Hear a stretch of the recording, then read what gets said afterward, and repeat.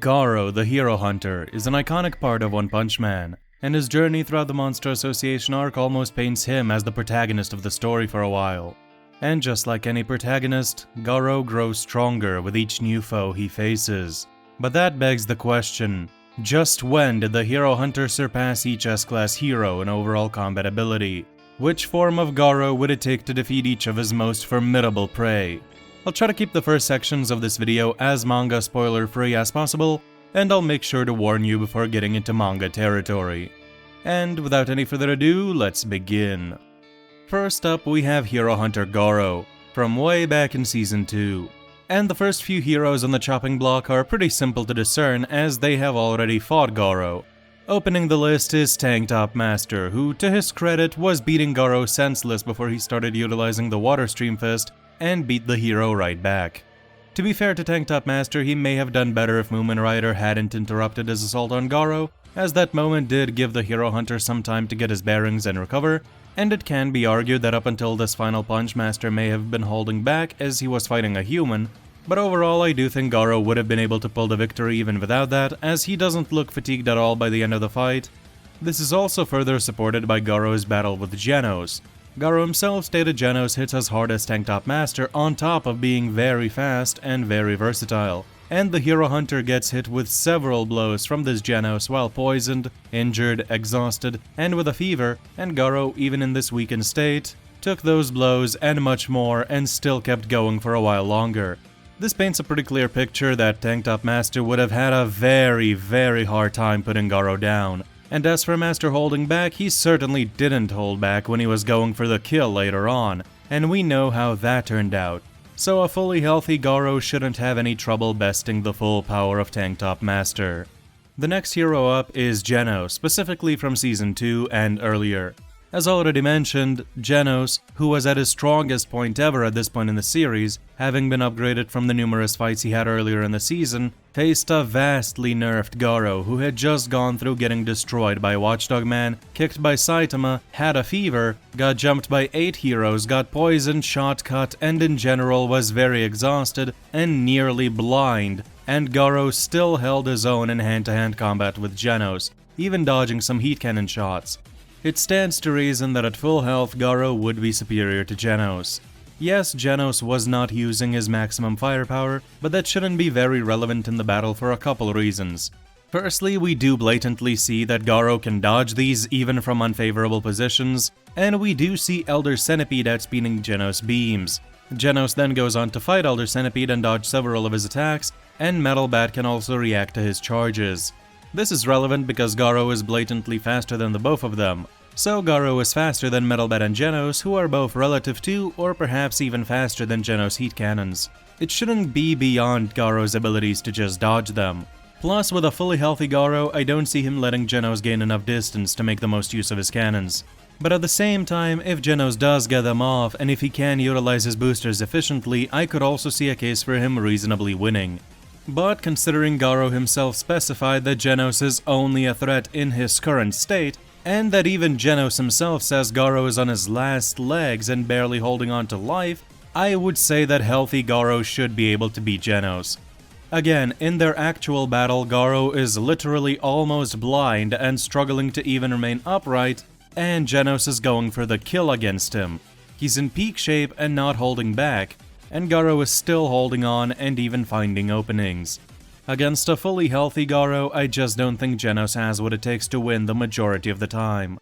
Next is another hero who I already mentioned briefly, Metal Bat. Strictly speaking about Season 2 Metal Bat, Garou could confidently outpace him and hit him numerous times without Metal Bat landing a single strike. Garou had control the entire time while trash-talking too. Eventually, Metal Bat got pumped to the point of no-selling several blows from Garou, but even then Garou still had the confident edge and deflected Metal Bat's trump card move before flooring the hero and basically knocking him out. And yes, it has been confirmed that if Metal Bat's final attack landed, Garou would have died, that much is true. But that attack caught Garou completely by surprise, it was basically a sucker punch. And the only reason it ever got to that point is because Garou is ultimately a softie who doesn't go for lethal strikes. For that brief period of time when Metalbat was knocked out, Garou could have ended his life, but he chose not to. On top of this, after the fight ends, Metalbat completely passes out from a simple slap by his sister. Granted, the fight had ended and maybe the adrenaline rush or the pump had gone away at that point, but I do still think it's worth noting that it is possible that at that point Metalbat was so spent that a single hit from Garou may have ended him, as we do know he does reach his limits. So yes, technically Metalbat could win against Garou in character with a sucker punch because Garou held back. But if it were a fight to the death, Garou would have ended it the moment Bat went down. And judging on how well they did against each other in their battle, it is very clear that Garou was by far the superior combatant. Still within the confident wins for Hero Hunter Garou is Puri Puri Prisoner, specifically his Season 1 version, who is weaker than Dry Deep Sea King. Genos can trade blows with the same Deep Sea King one-handed, then gets upgraded to the point that in the audiobook Genos training he's able to kill a simulated Deep Sea King with low difficulty, and this is implied to happen sometime before Season 2, in which Demon Cyborg gets upgraded 2 more times, and Garou, while massively weakened, is able to keep up and take blows from him. Blows that would kill Deep Sea King. It is pretty clear that Garou would toy with this early version of Puri way more than he did with even Tanked Up Master. And last up for Hero Hunter Garou, there is one more S-Class hero to cover, but this section will dive into manga spoilers, so if you don't want that, skip to this timestamp on screen. All good? Okay. Pig God is weird in the sense that he doesn't have many feats. Really, most of what he does is just fighting Gums, but even that showing is, I feel, a lot less competitive than many may think. We see them clashing one time, and the next time we see the fight, Pig God is getting dominated, and later chomped. Oh shit, here we go again. Gums is also really unimpressive for a cadre, as Tanked Up Master is capable of holding off his bite force, albeit with a lot of difficulty. To his credit, Pig God was able to withstand Gums' bite force for a bit, but even then, Gums clearly isn't trying nearly as hard as he was with Tanked Up Master. This is like comparing Gums playing with a chew toy to him actually trying his hardest to bite down on a rock.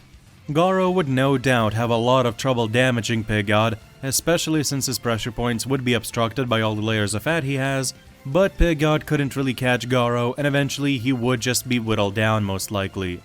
Unless he can like trap Garou's leg inside the folds of his stomach when he tries to kick him or something, I don't know. Pig God does have some sort of secret weapon, but we don't know enough about it to make any judgment.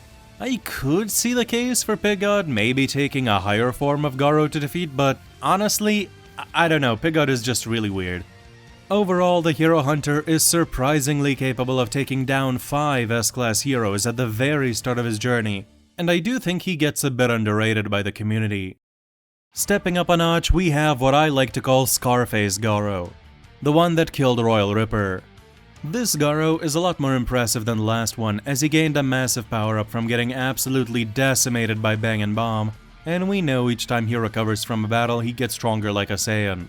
Then, while still so tired he can't even run a marathon without getting out of breath, Garou fights Bug God and Royal Ripper, 2 monsters who are among the strongest demons in the series, and he even goes as far as to say that they will never land another hit on him after getting to know their moves. After getting diced out by Royal Ripper, Garou recovers and comes back so much stronger that he goes from kicking Royal Ripper straight in the stomach with his leg and dealing little to no damage, to straight up punching Ripper's head off and slicing him to pieces. It's relatively easy to argue Garou got a whole one-shot tier stronger, meaning he would kill his previous self in one hit. On top of that, Garou is now capable of utilizing Bomb's Whirlwind Iron Cutting Fist, which slices enemies to pieces. So, with this considerable power-up, how many heroes can he defeat now? Well, you are not gonna be happy about this, but I do think this Garou, as of right now, at this point in the story, does beat Watchdog Man. Oh, brother, this guy stinks! Know your fucking place, trash. Look, I get it, Watchdog Man has some decent lore, but all we have as of this moment is he protects a city single-handedly, potentially has taken down demons and maybe dragons, but that is technically headcanon, and he failed to kill Hero Hunter Garou. He was holding back, no doubt, but no one can say by how much. Again, it would be headcanon. So yes, Watchdog Man will, in the future, most likely be revealed to be really strong. but for the time being, I cannot place him any higher without relying on complete headcanon. And this is where we unfortunately have to get into manga spoilers, so if you're anime only and do not wish to proceed, this is where I bid you farewell. But for everyone else, let's continue. Current Puri Puri prisoner is interesting. He takes blows from a sleeping Garou who in theory should be much stronger than the version of Garou we're talking about right now, but Garou is sleeping and simply thrashing around, so he logically should be weaker than his awake self, which we see demonstrated when he faces Darkshine. So it's kind of difficult to tell how this earlier but fully conscious version of Garou would do against him. However, due to Puri being taken completely out of commission by one flurry of blows from Garou to the point that he couldn't even stand, it would lead me to assume that Scarface Garou, while physically weaker, should still be strong enough to eventually put Puri down, especially if he makes use of the Whirlwind Fist to slice gashes across his body similar to Neon, albeit with a lot more difficulty as this Garou is still considered to be below the cadres. A case could be made that perhaps Hero Hunter Garou may be able to take this Puri down, but it's debatable, and I do think it's safer to put Puri here. And these are the only additional heroes I think Garou could beat compared to his previous form. Not counting Watchdog Man, only one single hero was added to the count, which just goes to show how massive the gaps between some of the lower and higher level S-Class are. Moving up to peak aura farming Garou, we have Garou from his duel against the Monster King. And this is where Garou's growth seriously accelerates, as this hero hunter is capable of taking a blast from Rover which moments earlier would have straight vaporized him. He adapts to Garou's bindings in one dialogue scene, and is visibly getting faster when fighting Orochi at a rapid pace, showing just how rapidly this Garou grows. If a hero can't beat him immediately, they will fall. This Garou is no doubt cadre material at this point, and he is a deadly opponent. But when it comes to the hunt, I see 3 more heroes falling here. First up is Metal Knight, if we're only counting one single drone from him. I'll talk about his full arsenal later, but for a single drone only, this is where I think Garou can confidently best one, due to the fact that Orochi can casually one-shot this robot with a single horn attack. Meanwhile, Garou can dodge and deflect many of these horn attacks from an arguably equally suppressed Orochi.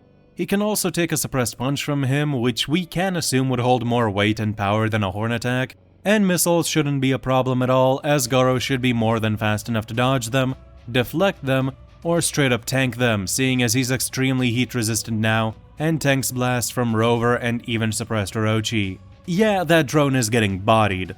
You could debatably put the drone among the lower Garous, but this is where I think that Garou just confidently straight up bodies it.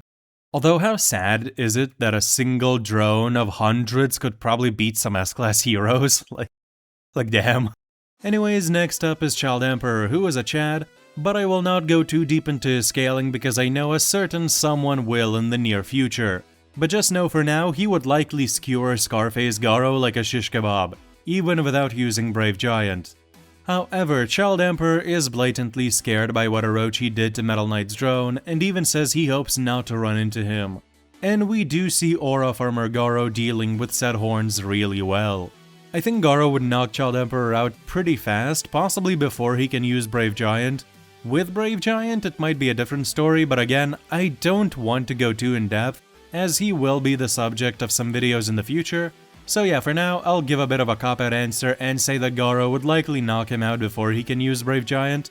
Even with that though, Child Emperor may potentially be able to use Poison Gas or even freeze Garou or use some other gadget. He does have win conditions, but I think the biggest factor here would be the speed gap.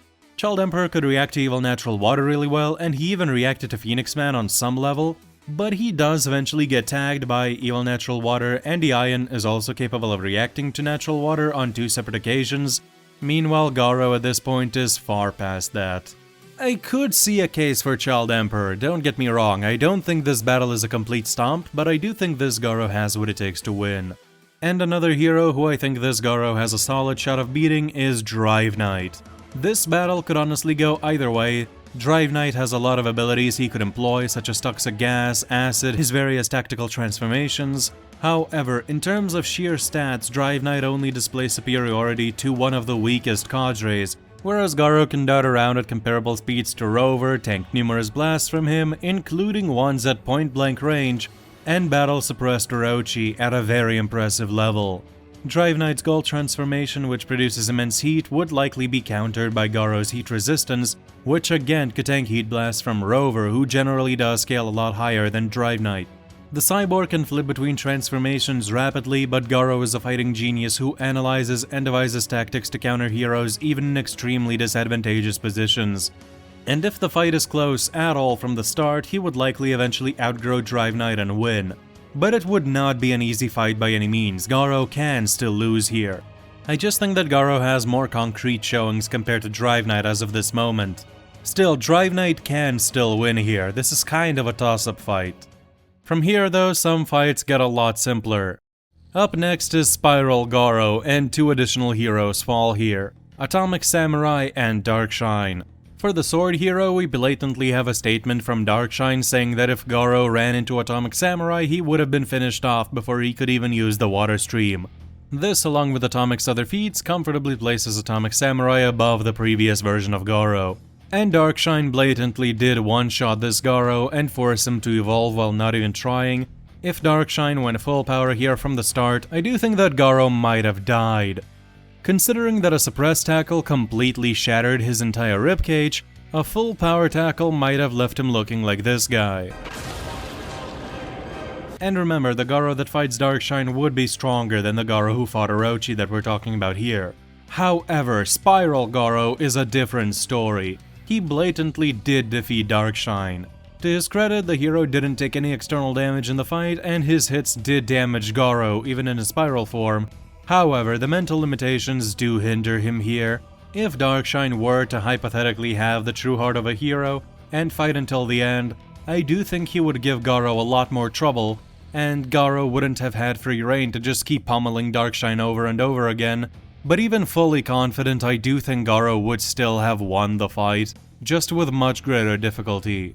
He just has comparable power and much better skills and technique, as well as a healing factor. And as for Atomic Samurai, Darkshine does outperform him all across the surface battle and considers himself superior too, so I do think Spiral Garou could take Atomic as well. With the Sunblade, Atomic Samurai would probably kill this version of Garou, but he would not get past the next one. Now moving up to Sleeping Monster Garou, we have one straightforward hero and one debatable one: Silver Fang and Flashy Flash. Bang already fought this Garou and lost, though it may have gone differently if Bang had utilized his Exploding Heart Release Fist, but ultimately we do just see Garou win this one. Flashy Flash is where I think this gets really debatable. We do see him fighting Garou when he's awake, and Flash didn't have a sword, so presumably Flashy Flash could beat Sleeping Garou. However, throughout the entire battle, Flashy Flash never actually lands a clean strike on Garou, and we do know Sleeping Garou's technique is actually better than the Garou who fights Flashy Flash initially. Let me explain. Garou, when fighting Flash and Platinum S, isn't actually using the Godslayer Fist at first. He only consciously merges all of his known martial arts together and starts using the resulting Godslayer Fist midway through the fight. Whereas Sleeping Garou was already subconsciously combining all of his martial arts into one, as noted by Bomb. This is pretty much the definition of the Godslayer Fist, it just hasn't been named yet. On top of that, Garou is using the Awakening Breath and the Exploding Heart Release Fist, both of which push his body to and beyond the limits. So he is no doubt utilizing the full potential of his body. In stark contrast to the previous Sleeping Garou, who was only thrashing around aimlessly and without technique, this Monster Garou is actually utilizing his martial arts to their fullest, and fighting with precision that even his conscious, awake self wouldn't start achieving until midway through his battle with Flashy Flash, in which he was putting up a better performance compared to Flash. However, do not sell Flashy Flash short. He did take numerous hits from both Garou and Platinum S, and with a sword he should be capable of dishing out a lot more damage than he could without it. But what makes this even more complicated is that at this point the Roaring Aura Skyripping Fist combined with a Heart Release is actually depicted as being stronger than the unmastered Godslayer Fist, as during the Sage fight Garou defaults back to it when he needs to dish out damage, despite already having the Godslayer Fist in his arsenal.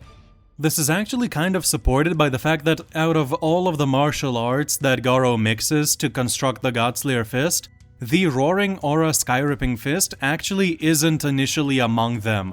As in the panel where Garou lists all the martial arts he's combining, he does not mention the Roaring Aura Skyripping Fist. He does mention the two components that make it up, the Whirlwind and the Water Stream Fists, so it could be argued that it's there by default, but he never actually calls it out by name, and we do have confirmation that the Aura Fist is actually stronger than the Godslayer Fist initially. So sleeping Garou with the Aura Fist may actually hit a lot harder than Awake Garou with a Godslayer Fist. Again, the unmastered version. Later when Garou perfects it, obviously it's much stronger than the Aura Fist, but in this moment in time when he's fighting Flashy Flash and Platinum S, that is not the case. So overall, this fight I do think is very close. On the one hand, Flash is capable of keeping up with Awake Garou, and with a sword may be able to dish out some good damage, but on the other hand, he never actually landed a single hit, and Sleeping Garou may not actually be all that much slower than Awake Garou, and may actually hit harder. On top of that, he doesn't have any reservations on going for the kill as Awake Garou would. It's hard to call this one. Flashy Flash could win, but it's also possible for Garou to win. This one is a toss-up in my eyes. But now we reach Awake Garou. Not Awakened Garou, just Awake Garou, since he's never actually called Awakened until he goes Cosmic, which is kind of strange, but whatever. This version of him grows stronger rapidly, to the point that he can enter a fight being weaker and slower than Platinum S, and within the length of a chapter blitz and one-shot him so badly that he shatters into dust. This Garou unsurprisingly takes down even more S-Class heroes. First up is Flashy Flash. If you don't think Sleeping Garou could do it, then this one definitely can, as he kind of already did. Another interesting hero is Metal Bat from the Sage fight, as he comes out of nowhere and starts performing extremely well. However, Garou was always painted as the superior one, and he could literally slice him to bits in a single strike with a Whirlwind Fist, preventing any further growth. The whole reason Metal Bat was able to climb as high as he did was due to resonating with Garou. But that same resonance is also boosting Garou, so yeah, it's not really looking good for Metal Bat. And ultimately, Garou does just likely grow stronger at a faster pace than Metal Bat, or at the very least he can grow much longer than Metal Bat before hitting his limit. So either Garou wins off rip, or outgrows him, or outlasts him. If you put the final, strongest version of Metal Bat we see against Garou after just waking up before he even fights Platinum S, then Metal Bat would likely win, but he doesn't start out that strong, he has to build up to it, and that would give Garou the edge. This is also where I put Zombie Man. That's right, I bet you forgot about him, didn't you? The reason he is this high is because I think this is the first Garou who could confidently toss him into space. Without this, I genuinely don't see how any of the previous Garous are supposed to win. None of them really have the capacity to put him down for good. It would just be like Carnage Kabuto versus Zombie Man in the simulation all over again. So yeah, Zombie Man, the sleeper pick for this whole thing. He can just outlast all previous versions of Garou. He can never really win against most of them, but Garou can't really win either, so yeah, technically he beats him only from this point onward. But to be fair, Garou did quote-unquote surpass Zombie Man long ago, he just couldn't definitively kill him up until now. So if you want to, you can place Zombie Man way down in the Hero Hunter tier, but I just think it's kind of funny to have him this high, because why not? And the last two heroes who may potentially lose to this Garou are 10-second Genos and Metal Knight's full arsenal. Starting with Genos, he is eons higher than even this version of Garou in terms of sheer power, as he is able to clash evenly and briefly overpower Sairochi, who is a threat on a whole other level, which even Genos calls out he cannot measure her power, whereas he could measure this Garou from before the Platinum S fight. However, while Genos is much more powerful and would vaporize Garou in a single shot, he probably is not gonna hit him. You can say speed-wise he's relative to Fatigue Tatsumaki, who may be relative to her casual healthy self from the Saitama fight, where she can react to current Sonic, who can fight current Flash, who can blitz Hellfire and Gale, who've been training and think they can defeat Flash from the Monster Association arc, but you see how many hoops we have to go through to connect Genos to Garou here speed-wise, and this is a somewhat generous interpretation for him too. Still, if you do buy into it, Genos technically may be fast enough to hit Garou from the Platinum S fight, But even then, I just don't see that happening all too often, especially since he only has 10 seconds to do so, which technically 10 seconds is an eternity for characters who fight at these speeds either way. But I still just really don't see this Garou getting hit, maybe like 1 or 2 out of 10 times. In all likelihood, Garou would dash over to Genos and beat him senseless, since the cyborg's durability shouldn't scale to his attack potency, this form is specifically unbalanced in that regard. Or Garou simply hangs back and outlasts Genos. Either way, I do think that despite being vastly weaker in sheer power output, Monster Garou would likely win against Genos in a fight. Metal Knight is a lot more speculative. His full power is still unknown, and what kinds of tools and tricks he may have, we just don't know. But he is implied numerous times to be one of the strongest heroes, and I do think he could find a way to deal with all of the Garous up until now. But this is where I probably say he stops for now, we just don't have enough to push him any higher, and he could even go slightly lower, but just to be safe I put him here.